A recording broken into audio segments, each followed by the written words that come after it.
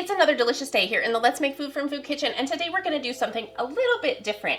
We're going to talk about some herbs. Now, I've done a video where I've tried some herbs, but I didn't really talk about what you might use them for. Time to fix that. So, I've had these drying for a few weeks now, and I've got some fresh that I cut from my own garden, so we can kind of see what they look like dried, we can see what they look like fresh at the same time. So, but I thought before I package these up and finish processing, we could talk about the different herbs that I have. So I'll just go down the line. This is thyme. This is the dried, fresh. Purple basil, dried and fresh. This is green basil, sweet. Not Thai basil, just sweet basil. It smells amazing. This is dried Thai basil, which is not here on the table. This is oregano, Greek oregano. And then I have some dried rosemary. I didn't dry any rosemary this time, but this is some dried rosemary. I have some peppers. The ones I wanted to talk about is the ones I have in the bulk form of drying. But I have these out so you can kind of see I do other stuff as well. But the three I'm focusing on today is the thyme, the basil, and the oregano. All three are great herbs, fragrant, used at different stages of cooking. I love them all. I have specific uses that I like as my favorites. Some of them can be used medicinally. All of them really have a medicinal application. It just depends on the form that you use it in, whether it's an oil or a tea, or just, I eat fresh basil in like a caprese salad and just, it's good. It's really good. If you haven't tried it, you should. So let's start with the Greek oregano. Oregano in general has a very strong flavor. It stands up to cooking. It's something that when you cook, you're gonna add it pretty early on. Olive oil based dishes, marinades, lamb, beef, chicken, lots and lots of ways to use this. It goes really well with tomato bases, pizza. Whether you're doing like a margarita pizza or an olive oil, like just a coating of olive oil and some oregano, beautiful, it's delicious. So many different uses. Oregano has some good medicinal uses too. Things like bloating, constipation. You can use it for skin conditions, diarrhea, fatigue, respiratory, coughs, asthma, croup, tons. The list is really long. You can steep it in a tea. This is, I'm going to show it to you a little closer. I'm going to move this. This is some dried that I already had, and I won't add this. I'll use this and have a separate jar. This is the fresh versus the dried. So this is completely dried now, and as you can see, I can crumble it up into little flakes, which is what I'll do, is crumble it into little flakes, and I'll probably use my mortar pestle, which is this, and you just grind it up. You have to be careful though, because you can end up with powder, which is not what I want. I want some smaller bits, like I've got it down to right about here, because I can always grind it up a little bit more if I really want to for a sauce, but I like the bigger pieces with the option to make it smaller. So this is fresh. All of these fresh ones are from my personal garden. I will go ahead and dry this and add it to it. It's not a big deal. You can dry them, you can air dry, hang them upside down, air dry it. You can dry them in the microwave. You can use a dehydrator. You can use a convection oven that has a super low setting, like 175, but you have to watch it because you don't want to burn it. And try to use it fresh. Watch your leaves. Here's a good example. I'm going to put it on this white right here.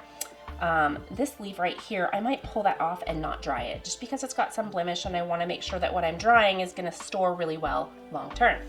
Speaking of storage, and this is something that applies to all of my herbs, you want to store them in an airtight container, and you want it in a dark storage area. I always keep them in the cabinet. Having your herbs out on the counter degrades them. The light, the natural sun, light, things like that degrade your quality. So it's gonna suck away the flavor.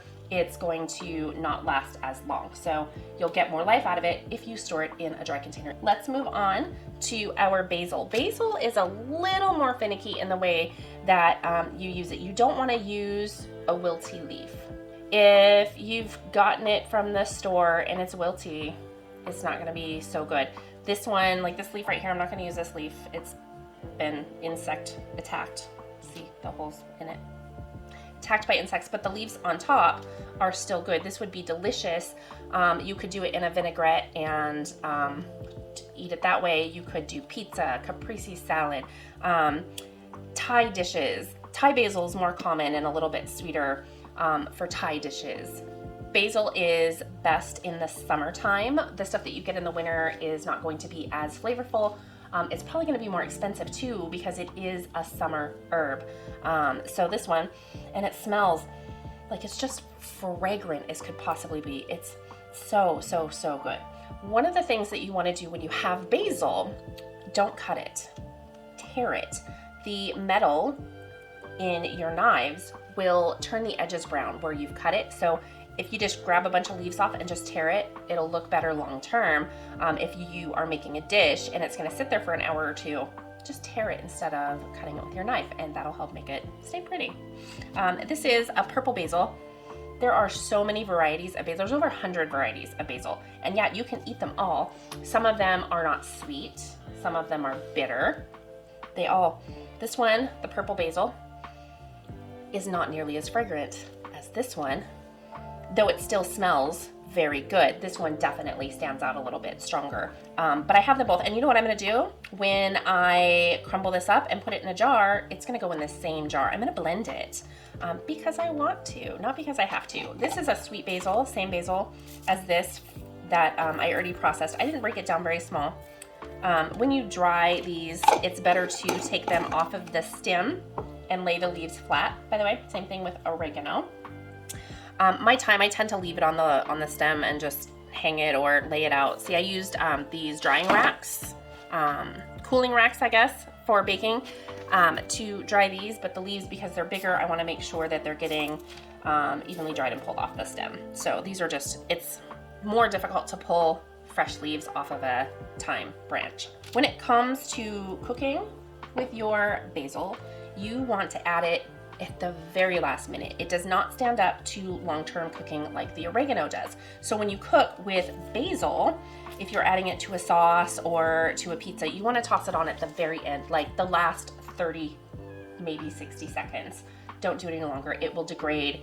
Its flavor won't hold. You'll be disappointed. You'll be so much more pleasantly surprised if you go ahead and do it at the very end. So that's my tip for cooking with the basil.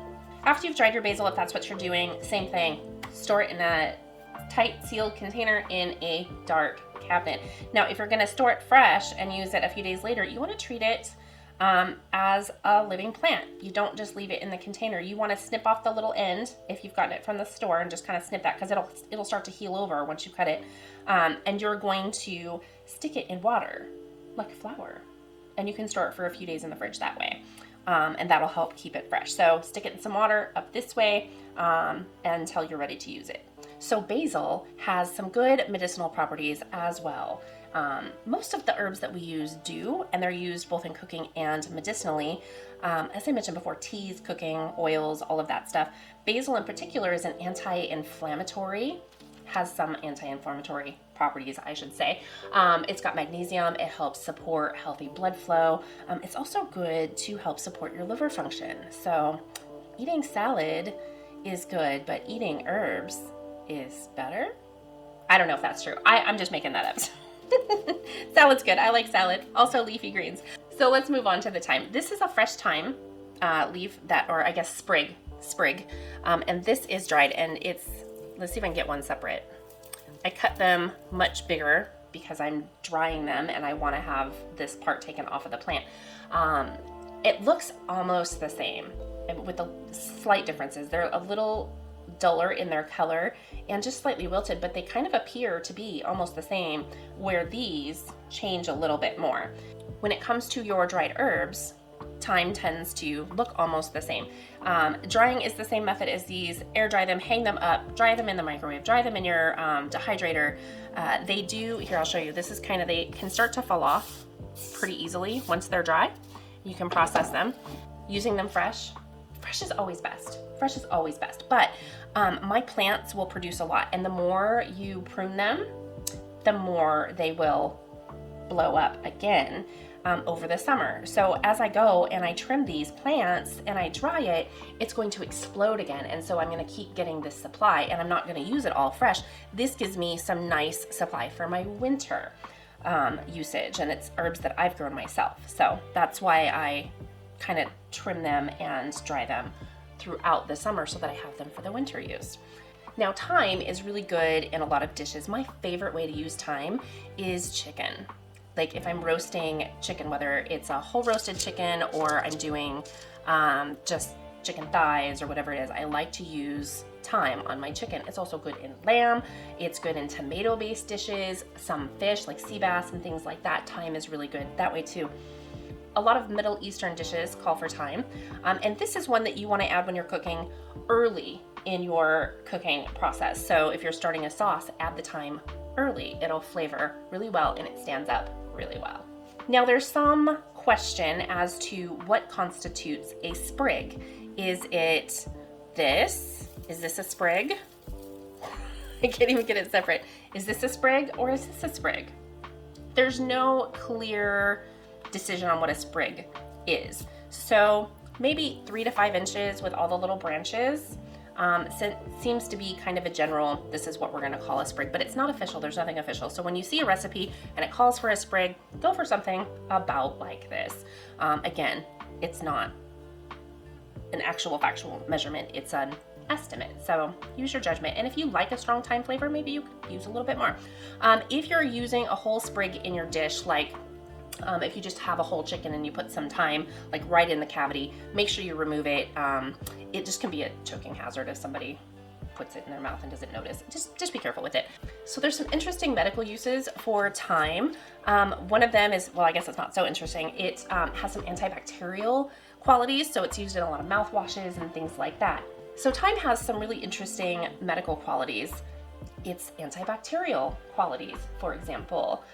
It's used a lot in mouthwashes and things like that. Another one, and this is one I learned as I was researching. I wanted to make sure the information I was sharing was as accurate as possible. I'm human, I make mistakes, right? So I want to look things up. Since I've said that, I'm not a scientist, so, you know, take that for a grain of salt. Baldness, thyme oil.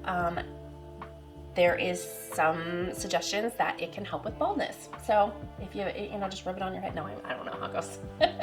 Look it up. It can also be used for fungal and bacterial infections in the ears. Now don't go rubbing thyme in your ears. Make sure you're finding out the proper ways to use it. I'm not going to go into that kind of depth because I feel like that's not my area. That's not my lane, and I don't want to give false information and have somebody cause harm to themselves or their children by just don't do that. So look into it though. I strongly suggest and encourage that you look up these herbs and see what uses they might have for you and be beneficial for your health, but also look at the application, the method. Is it oil? Is it tea? What's the best way to use it?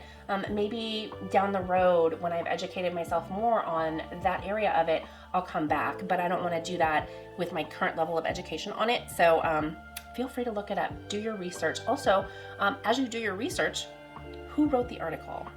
What is their expertise level?